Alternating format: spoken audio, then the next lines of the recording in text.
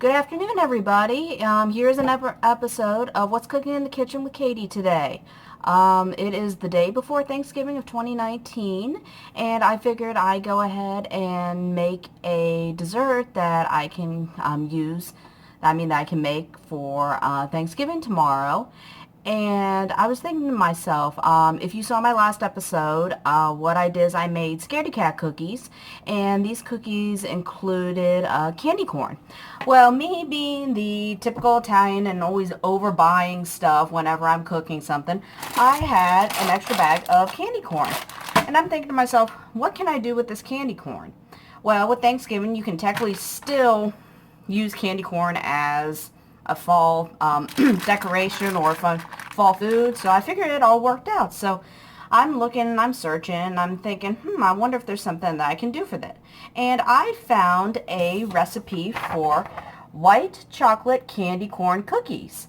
And I figured since some people do like chocolate as well, some people aren't really fond of white chocolate, but to me, chocolate is chocolate, so I figure I'd go ahead and give this a try, and we'll see if it turns out well, and maybe it'll come out as a pretty cool dessert for Thanksgiving. Alright, so the first thing we're going to do is we're going to combine the first 5 ingredients into a big mixing bowl. So what you're going to need is you're going to use a cup of unsalted butter and make sure it's softened. Or you can do what I just did, and I just melted it just a little bit, so don't do that. Always take it out before you do this, so don't do what I just did, but hopefully this will still work out. So in my case, it is very, very softened. So you're going to need, again, a half a cup of unsalted butter, softened.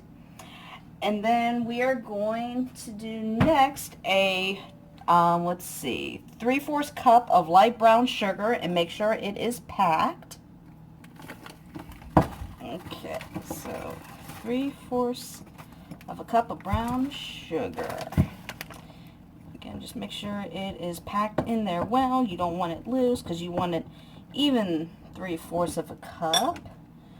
And that's 2/3. So let's add a little bit more into there. Make sure we go. Okay, it should be plenty right there. So make sure to pack it down really quick. And also to mention too, as always, a courtesy reminder, before you ever start baking anything, always make sure you wash your hands, because you don't want to spread your germs around to everyone else. That would not be a good idea.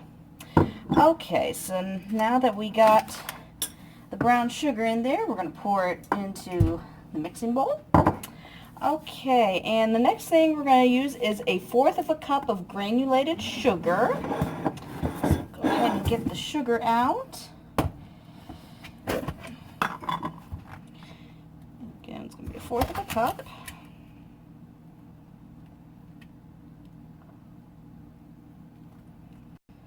Alright, so again, 1/4 of a cup. Pour that in there. And now we're going to use 1 large egg.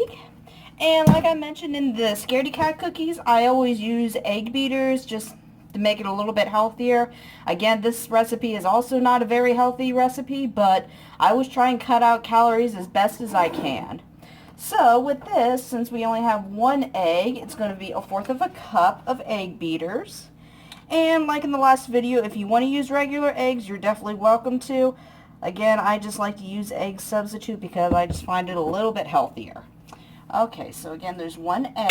Whoop, sorry about that. And then we're going to use 1 tablespoon of vanilla extract. Okay, 1 tablespoon vanilla extract.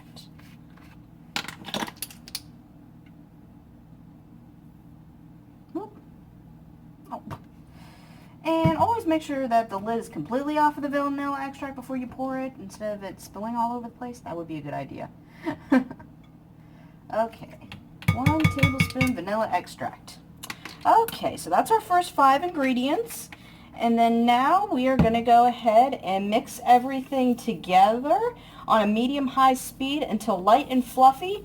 And this is going to take about 5 minutes. let's lock this in place and we'll go ahead and spin it.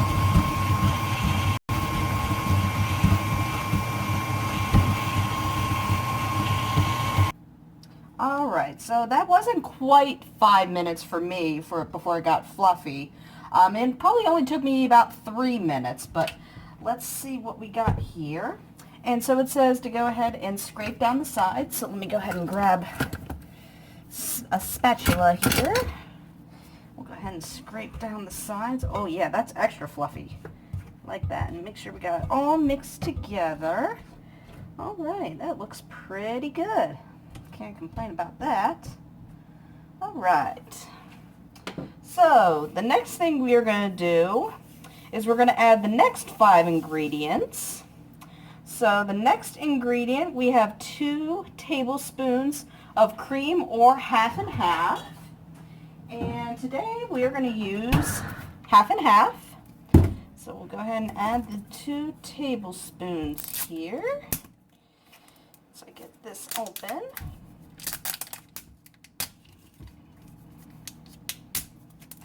Okay.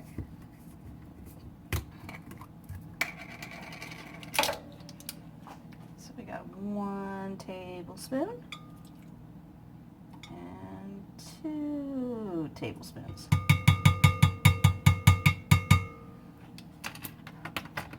Okay, so we got that taken care of in the fridge. All right. And next we are going to add 2 cups of all-purpose flour.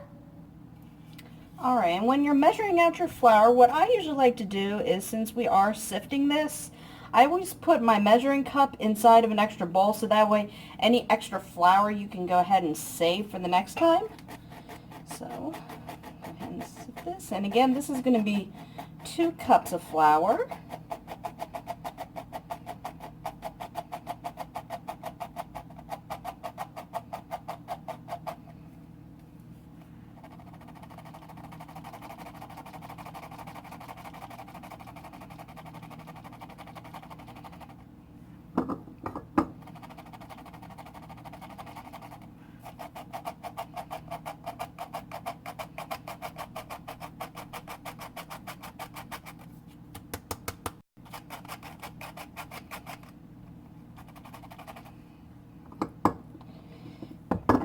Gonna need a little bit more here.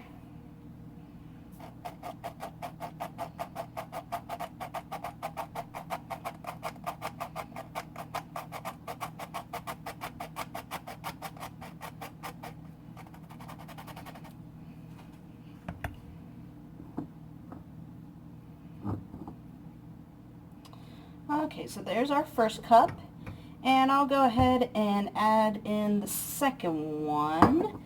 I'll go ahead and give that a break so you guys don't have to watch me sip the whole entire time. Okay, so after you have your 2 cups of flour in there, the next thing we're going to do is we're going to add 2 teaspoons of cornstarch. So let's find our teaspoon. If I can find it anywhere. There we go.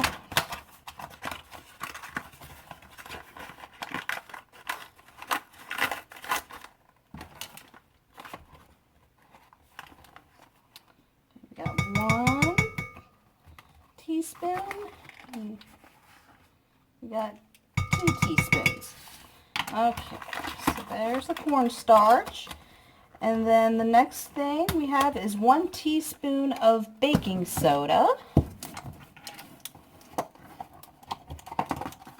I can get my teaspoon in here. There we go. 1 teaspoon of baking soda. And then a pinch of salt to taste, and this is an option, but we're going to go ahead and add it, just so maybe we can get an idea. So there's our pinch of salt. Okay, and then after you add those ingredients, we're going to mix on a low speed until just incorporated. It's going to be about a minute, and it says do not over mix. So let's put this on a low speed. See how it turns out afterwards. Okay, so I'd say that's probably about a minute. So we'll go ahead and lift this up. Let me get my spatula here, and we'll get that all off of the mixer there. All right.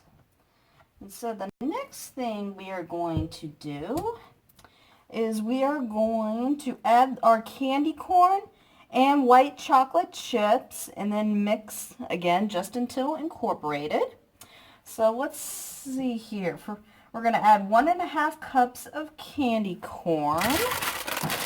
But in this case, since I'm using up a bag, we're just going to use the whole entire bag. So you can either even it out and put in the 1.5 cups of candy corn, or you can just add in the whole bag. So I'm just going to add in the whole bag, just the one bag. And then we're going to add 1 cup of white chocolate chips. And it also says here that you can use salted peanuts. But me, I'm not a huge nut person, so we're not going to do that.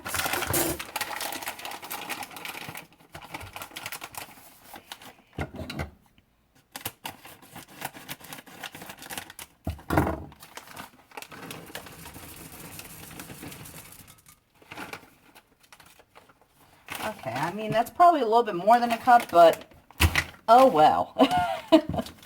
So, again, that's 1.5 cups of candy corn, and then 1 cup of white chocolate chips. And then we're going to mix these all together, and until it's incorporated, so we'll give it probably about another minute, and we'll see how it looks. Ooh.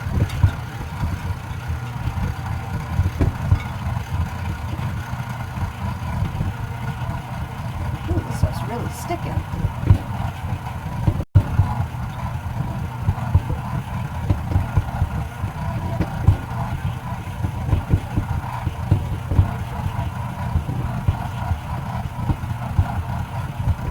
Okay. Whew, wow, that really is sticking. Oh, now it just got heavy. Woo, look at that. I'd say it really stuck. Get all this off of here. In here. Okay. So after we have done that, now it says we are going to wrap it up in plastic wrap, and we get to refrigerate it for 3 hours. So let's go ahead and get our plastic wrap out, and we'll get this all mixed together. Okay, so I went ahead and moved over the plastic wrap over here so you guys can get a better view, because I don't have much room over there. So let's go ahead and we'll pour this in here. Gonna lay it flat on top of the plastic wrap. And this stuff gets really hard, I've noticed. So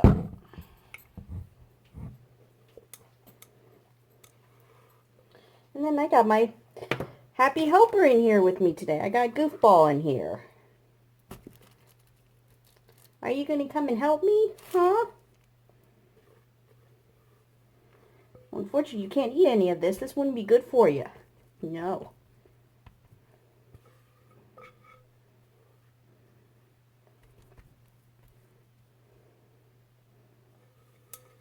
Okay.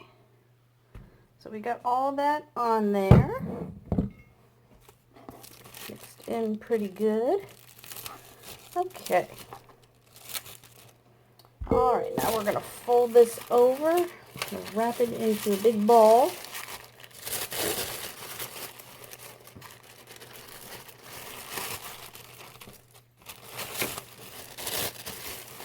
Mix it up.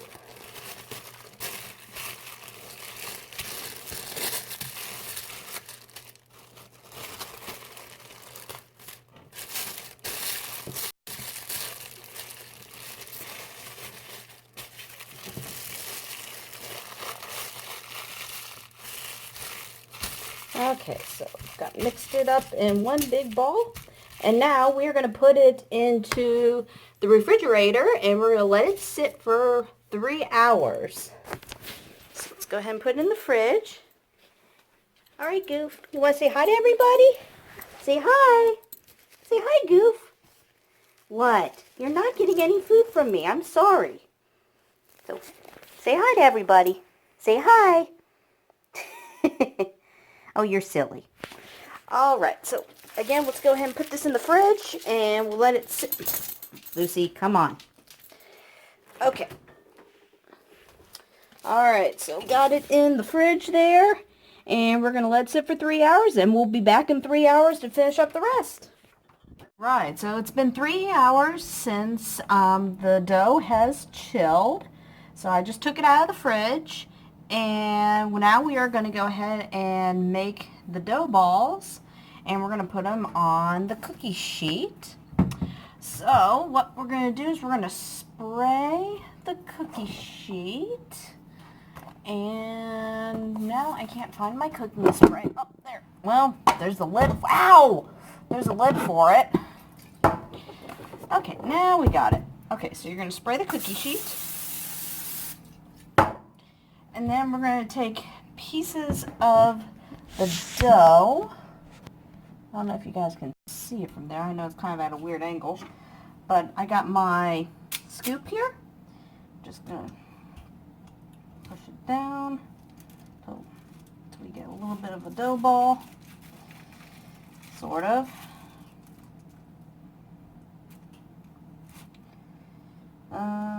Maybe. Okay. Alright, and then we're just going to place it on the cookie sheet. Okay, and we're going to do this until the sheet is filled up, and then we'll show you how long it goes for into the oven. Okay, so we have the cookies on our cookie sheet, and now we are going to go ahead and place them in the oven. And then for the oven, it's going to be set to 350 degrees. So we're going to go ahead and put these in. And they are going to go for about 9 minutes. So we'll go ahead and set the timer for 9 minutes. Okay, and we'll see how they come out in about 9 minutes. And they also say do not over bake because the cookies will firm up as they cool, and baking longer than 10 minutes could result in the cookies with overly bound underside. So let's not do that. Okay, so I'm going to go ahead and make the next batch, put it on the cookie sheet, and we'll wait about 9 minutes to find out how these things come out. Alright, so I took these out of the oven, and they basically came out looking like a jack-o'-lantern just vomited everywhere. So, yeah, apparently they did not turn out the best. So, well, all I can say is let's just have them cool, and just pray to God that they taste good. They may not look the best, but, well, let's just give it a shot. Alright. So, I should have read my directions before I started trying to take them off the baking sheet. Apparently they said you have to let them cool on the baking sheet for 5 minutes before removing them. Because, as you can obviously tell, they did not come up the best. So, we have 2 cookies down. But that is okay. So again, just let them cool on the baking sheet before you take them off of the baking sheet. And they said about 5 minutes. So, let's try this again. Alright, so I'm just going to end the video here because the other cookies are still baking. They came out about the same, so they didn't come out the best. However, I did try one of them while they were still fresh, and they actually did taste pretty good. If you're a huge white chocolate fan, I do recommend these cookies. And if you do try them and you find an easier way how to get them better formed and how to prevent them from running over, just comment below. I would like to know some tips, and maybe we can try and give these a try another time. But yeah, even though they did not really come out the best, but at least they taste good, and to me that's really all that matters. So I'm going to end that video here for today. Hope you all have a very happy Thanksgiving. Enjoy spending time with family and friends, and make sure to gobble till you wobble. So with that being said, we are going to call it a day, and that is the end of What's Cooking in the Kitchen with Katie. So, are you guys feeling hungry yet?